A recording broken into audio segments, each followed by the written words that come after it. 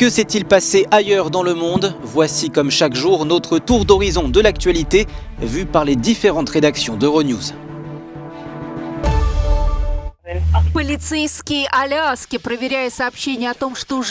C'est ce qui s'appelle souffler le chaud et le froid.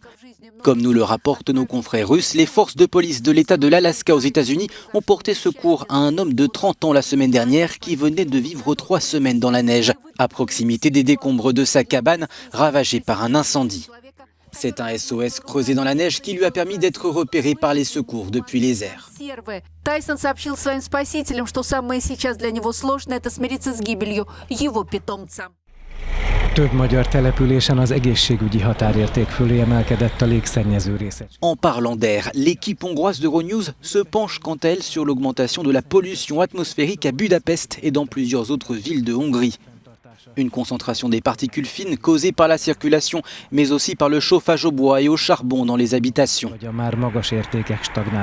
Un problème récurrent en Hongrie, où des dizaines de milliers de personnes souffrent de maladies respiratoires dues à la pollution atmosphérique.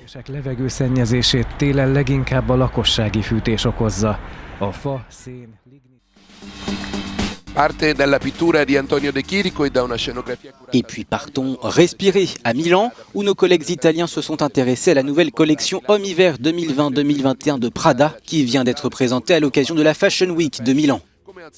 Miuccia Prada a affirmé avoir tenté de redéfinir la question de la masculinité tout en la rendant acceptable. Résultat, un mélange de tradition et de modernité, de classicisme et de surréalisme, un travail d'orfèvre.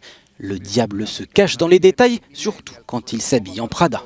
Della stessa Prada, sostenibilità, perché la fondatrice della casa ha voluto ricordare la coscienza ambientalista.